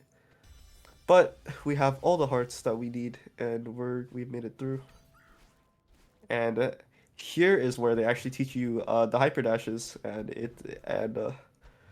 you get taught that, oh, the devs knew all along they hyper dashes were intended, and yeah, and they teach you this at the very end of the game, and it's really cool design, I think, where like you sort of like, because then you can sort of think like, oh, this was a thing that the whole time. How can I like use this in like the earlier levels then? And that's how it all begins, really. Um, the last room of 8C here, also a very long room, very punishing and fairly precise platforming. And once again, it has a homage to pretty much every gimmick, main gimmick of each level, which I think is really cool. And with one last bounce and a couple hypers, we are done with the base game. GG's. Now I'm heading off to farewell. At the very start here, there's a pretty major skip called dash trigger skip. If you want to try and explain it, there's a lot going on. Yeah, sure. Yeah, you're gonna see something wacky happen at the start of Farewell here. And essentially what Vapo's gonna do is Vapo's you're intended to have only one dash throughout this entire chapter. With the exception of a certain collectible which you can get which gives you two dashes. How they give you one dash is that at the start of the level you do have two dashes, but then once you reach a certain point in the level, you will hit a trigger and you're forced to hit that trigger because you're gonna be in a cutscene. But with what Vapo's doing right now, he's gonna be floating up, which sort of like like skips the whole cutscene movement in a way, and he'll end up in a certain spot such that he'll be able to skip this dash trigger, which allows him to keep two dashes throughout most of Farewell. Got it in the end. Oh no! That is the Oh, worst death you could possibly take. That is very unfortunate. uh, yeah, there's a very precise sort of like super you have to do there in order to just go up and over the dash trigger. and if the bird is still there, it means you've gotten it. But ooh, yeah, that's a very unfortunate death. By dying there, you sort of just fail the skip because it for once you respawn, you hit the dash trigger. But yeah, yeah, fairly tough strat, and but it saves a whole bunch of times. Probably the biggest recent time save that we found. It's a very recent trick, and for a pretty major level in the game. And yeah, this was absolutely huge, Yeah. for well as a whole, and I think it's a very cool discovery. That it's a very Celeste discovery. I feel like that like that it's like it doesn't entirely break the game at all, but it just allows you more freedom for movement, and I think it's just really cool. But yeah, by keeping your dash two dashes throughout pretty much 70% of this level, you manage to be able to skip a lot of things and have so much freedom. Saves around a minute, which is a behemoth of a time save. But yeah, heading into Farewell, this was a DLC chapter that was added in 2020, 2 years after the game was released around. And yeah, this level is incredibly difficult, and it's essentially treated as like Celeste 2 because of like casually playing through this level will take you around about the amount of time it took you to casually play through Celeste initially because of its length and difficulty. But Vapo's can make fairly light work of it. And yeah, let's talk about the main gimmicks. We have these dash crystals, which are instead of them being green, they're pink, and they give you two dashes. But obviously, since Vapo did the dash trigger skip, he has two dashes anyway. So they're helpful, but they're not as helpful as they are in the original run. We have these jellyfish, which is essentially like our friend Theo, but a lot more floaty. But you can keep your momentum in the same way in which you can preserve momentum with Theo.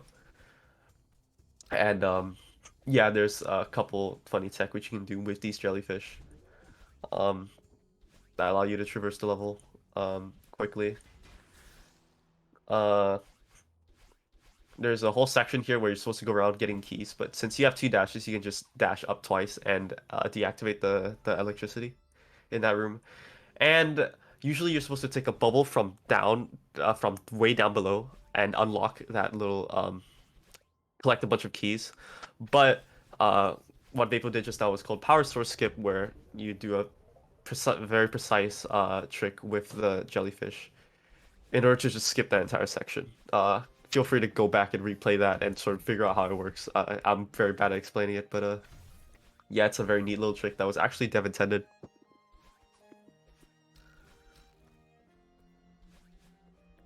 Huh.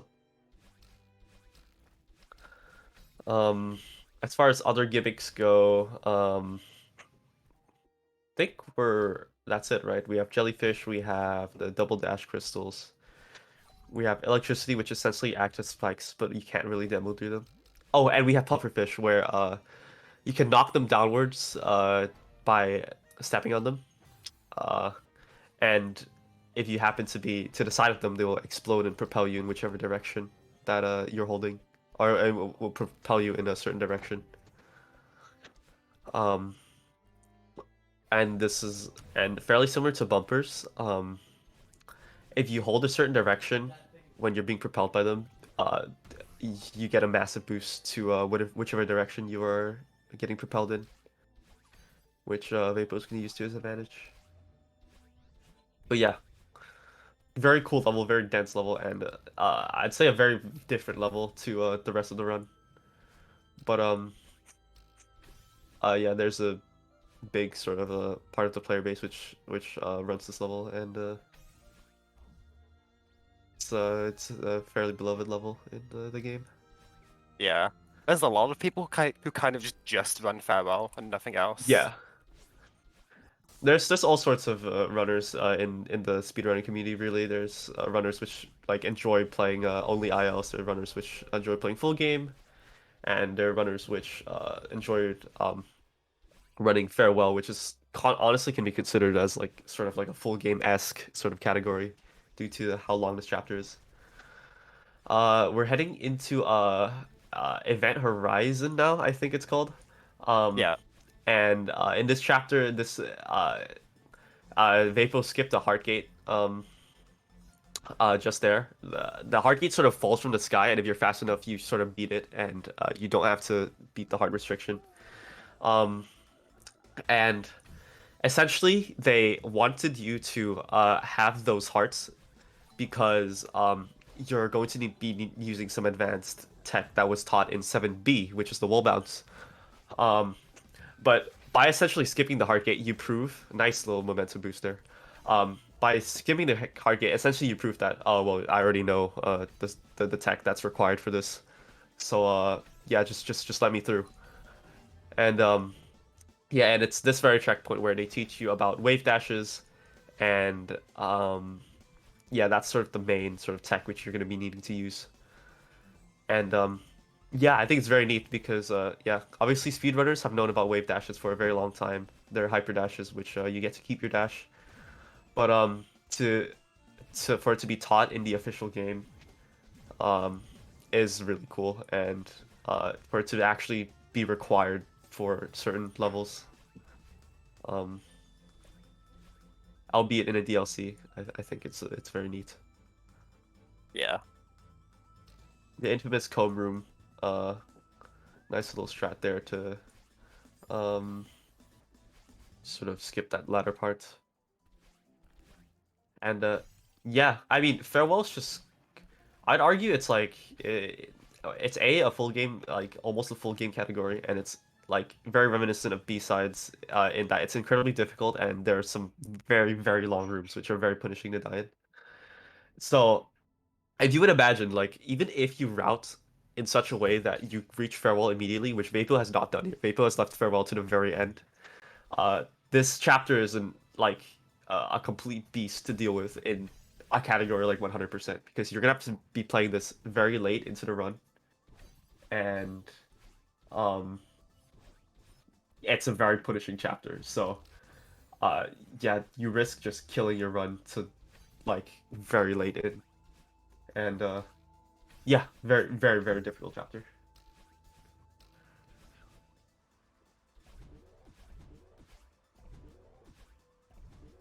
Oh no.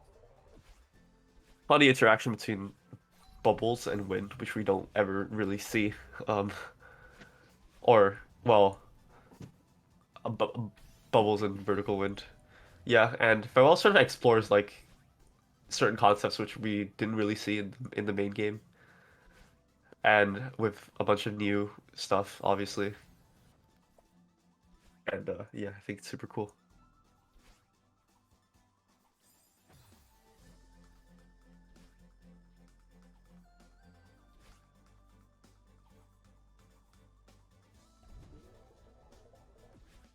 Yeah, I believe the devs actually intended to, or they were considering making this like a paid DLC, but then like it ended up being like too hard, and they were afraid that like if people bought this and then they didn't want to play it because it was too hard, then they wouldn't be too happy. So this is a free DLC that's bundled with the game. Um, and yeah, I can definitely see why they made that decision. It's also good for us, just more content. Yeah.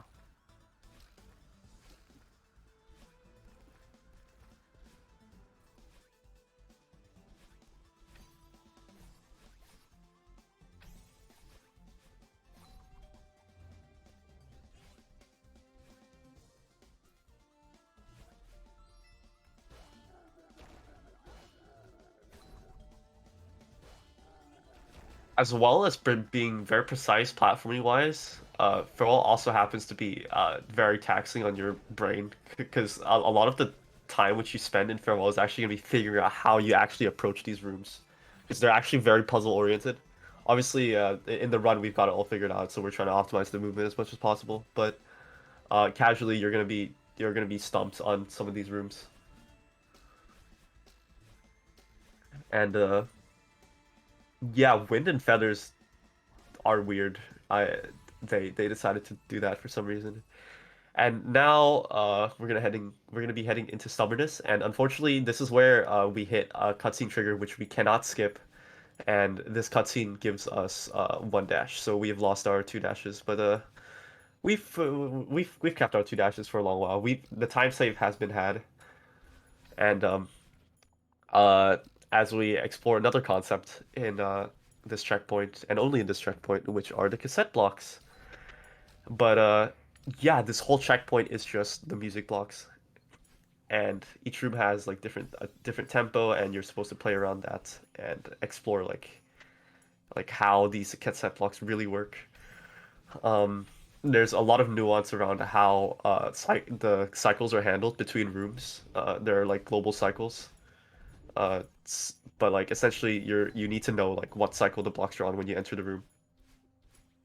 And obviously there's going to be uh there's gonna be very a lot of use for stall dashing, because every time you dash you're gonna be saving 2 frames in this checkpoint. Yeah, normally a very difficult checkpoint, but yeah, Vapo's done very well there, and we're through now.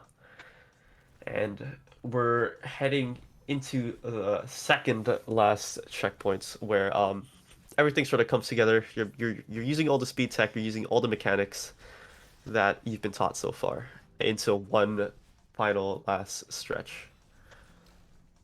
This is probably my favorite checkpoint in the game. Yes, it is. Yeah, it's amazing. Reconciliation, which is the name of this checkpoint, is a very fun checkpoint.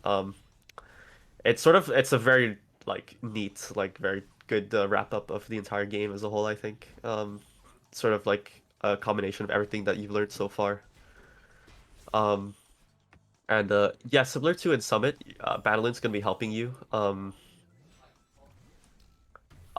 through this, and unlike in Summit, like the battle orbs are actually optional. So if you happen to hit a certain uh, like trigger without hitting the battle orb, then battle just moves ahead. Like, oh, you don't need me. That's all good. I'll move to my next position.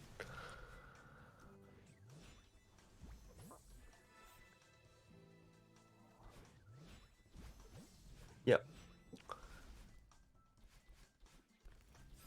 There, in addition to Battle which Battle throws you upwards in that purple orb, the bird throws you horizontally, gives you a whole bunch of momentum.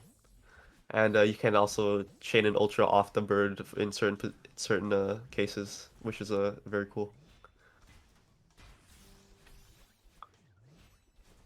And yeah, and the devs obviously knew like how much potential this game had as a speed game, and I mean it definitely shows in Farewell. There's a bunch of like sort of tidbits which uh you could see that the devs are like they put in that they like designed the rooms just for us,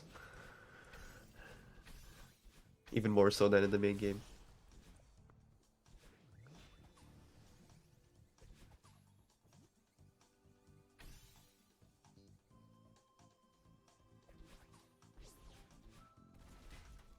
I'm just completely in awe of all this, I have to say. Because I think everyone watching is right now. Yeah, this run's an absolute treat to watch, and Vapo is a great runner. Yeah, always fun to watch a good Hondo run.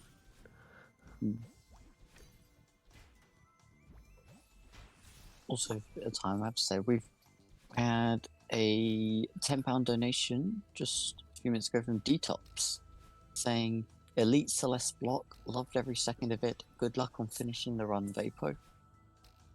Thanks, these jobs.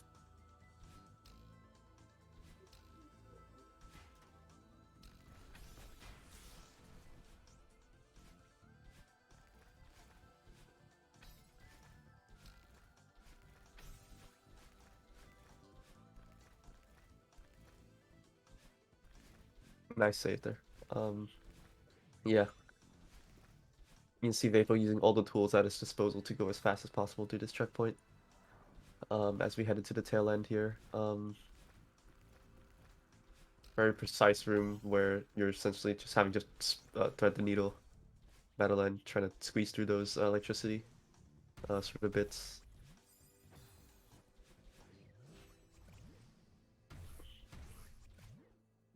This checkpoint also has probably the best music track in the game. Yes, this track is undoubtedly one of the best tracks in the game. Yeah, it is definitely a finale to the game, and we're gonna That's what I wanted to do this last. yes, yeah, this is definitely a suitable end to. I mean, pretty much everything. This is you pretty much showcased almost the entire game, and yeah, I think it's awesome. And we're gonna head into our last checkpoint now. This is farewell, and do not be fooled by the fact that this is a checkpoint because oh well, it is, but it's also one room, and it is the longest room in the game by a long shot. Dying at any point, almost any point in this room, can result in a time loss of upwards of from 20 seconds all the way to like a minute. So yeah, let's just give this a watch.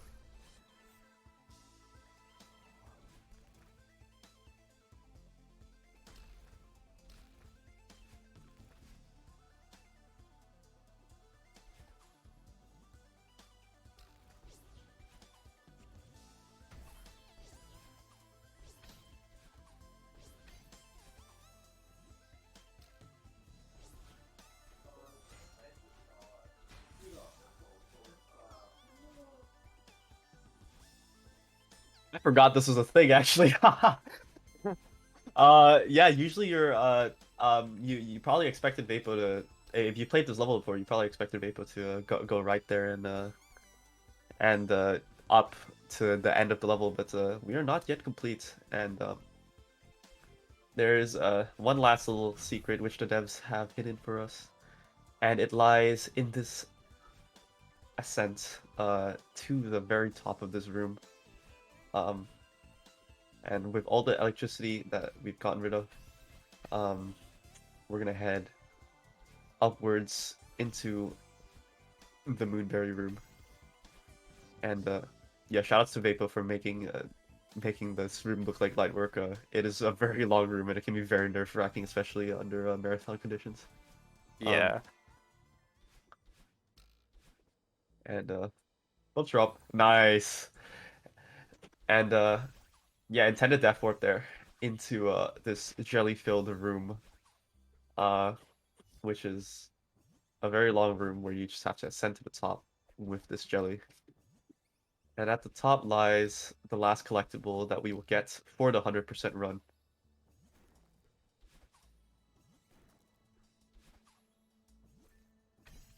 On mine, at least, we're very close to time. So mid 152. I'll take it. Yeah, this is definitely a really great run to showcase the GG. game. Time. Yeah, we're on some stream delay, so we're Yeah. just watching the rest of the Moonberry room now. And after that, Behemoth will run.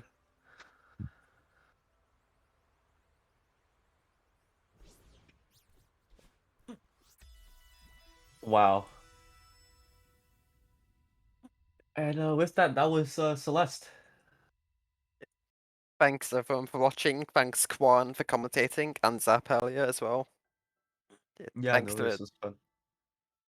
Celeste community for being cool. Yep, shout outs to Yep, shout outs to the entire Celeste community for cultivating such a wonderful speed game and such a wonderful community. And yeah, if you're interested in running this game or playing this game, please play this game. And if you're interested in running it, you can join the Celeste Discord. It can be found on celestespeedrun.com. Shout outs to the people who run Celeste community. We run regular tournaments and bingo events and all sorts of fun stuff. So you can check that out too. And yeah, if Vapo has anything he wants to shout out, Yeah, I'm fine. Alright, yeah, then, well, awesome. and that brings an end to the Celeste block. Just wow, is all I have to say to that. I think you can just see that everyone in chat is just amazed by that, especially that last chapter. Just so long and looks incredibly complex. But yeah, we're gonna go to an intermission. We'll be right back with Undertale. So yeah, stick Awesome. around for that. I'll be handing over the reins to Top Hat. Thanks for having us. Yep.